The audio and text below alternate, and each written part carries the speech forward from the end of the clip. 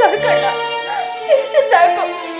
ಪ್ರತಿಯೊಂದು ಹೆಣ್ಣು ಕೂಡ ತವ್ರ ಮನೆಯಿಂದ ಹೋಗ್ಬೇಕಾದ್ರೆ ನನಗೆ ಹಣ ಬೇಕು, ಆಸ್ತಿ ಬೇಕು, ಅಂತಸ್ತು ಬೇಕು ಅಂತ ಈ ಬಡ ಹೆಣ್ಮಗಳು ಯಾವತ್ತೂ ಕೇಳಲ್ಲ ಅಣ್ಣ, ಕೇಳಲ್ಲ. ನನಗೆ ತವ್ರ ಮನೆ ಉಡುಗೊರೆಯಾಗಿ ತಂದೆ ತಾಯಿ ಸ್ಥಾನದಲ್ಲಿ ನಿಂತ್ಕೊಂಡು ನನಗಿಷ್ಟೇ ಸಾಕಣ್ಣ, ನನಗಿಷ್ಟೇ ಸಾಕು. ಈ ಬಡ ಅಣ್ಣನಿಂದ ನಿನಗ್ ಕೊಡೋಕ್ಕಾಗೋದು ಇಷ್ಟೇನಮ್ಮ. ನಿನ್ ಮದ್ವೆನ ಹೇಗೆಲ್ಲ ಮಾಡ್ಬೇಕು ಅಂತ ಆಸೆ ಪಟ್ಟೆ, ಆದ್ರೆ ಅದಕ್ಕೆಲ್ಲ ಅವಕಾಶ ಸಿಗ್ಲಿಲ್ಲ. ದೇವ್ರು ಬಂದಾಗೆ ರಾಜೇಶ್ ನಿನ್ನ ಬಾಳಲ್ಲಿ ಬಂದು ಸಿಂಪಲ್ ಆಗಿ ಮದುವೆ ಮಾಡಿಕೊಂಡು ನಾನು ಹೊರೆನ ಕಮ್ಮಿ ಮಾಡಿದ್ದಾನೆ. ನೋಡಮ್ಮ, ಗಂಡನ ಮನೆಗೆ ಹೋದ್ಮೇಲೆ ನನ್ನ ಮರೆಯಲ್ಲ ತಾನೆ? ಇಲ್ಲ ಅಣ್ಣ, ಇಲ್ಲ, ಯಾವುದೇ ಕಾರಣಕ್ಕೂ ಮರೆಯಲ್ಲ. ಒಂದ್ ಪಕ್ಷ ನನ್ ಪ್ರಾಣ ಹೋಗ್ಬಿಡತ್ತೆ, ಆದ್ರೆ ನಾನು ಯಾವತ್ತೂ ಮರೆಯಲ್ಲ ಅಣ್ಣ. ನೀನ್ ನನಗೆ ಹೇಳ್ಕೊಟ್ಟ ಒಳ್ಳೆ ದಾರಿನಲ್ಲೇ ನಡೀತೀನಿ ಅಣ್ಣ.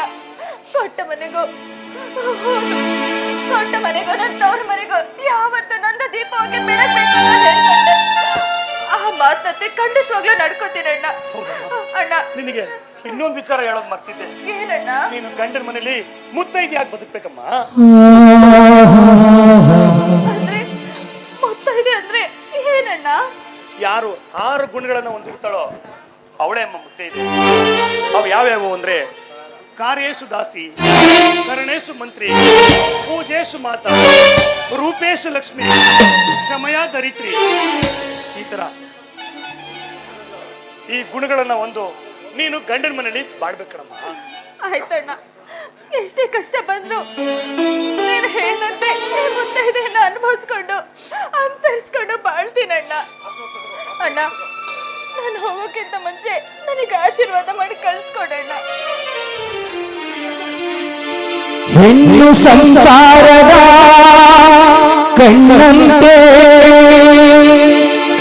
ಬಾಳಿನ ಬೆಳಕು ಹೆಣ್ಣು, ಬಾಳಿನ ಮೂಲ ಹೆಣ್ಣು, ನೀನಾಗು ತಂಗಿಯನ್ನು ಸತಿ ಸಂಸಾರದ ಜ್ಯೋತಿ, ಸತಿ ಸಂಸಾರದ ಜ್ಯೋತಿ.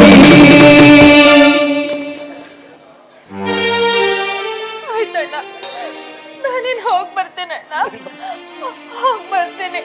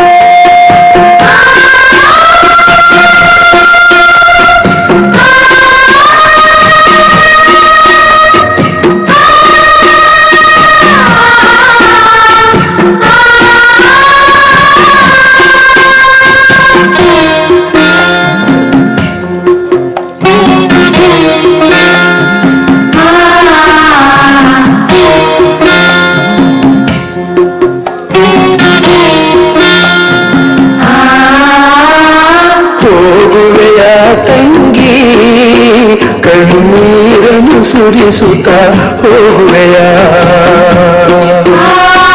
ಹೋಗುವೆಯ ತಂಗಿ, ಕಣ್ಣೀರನ್ನು ಸುರಿಸುತ್ತ ಹೋಗುವೆಯ.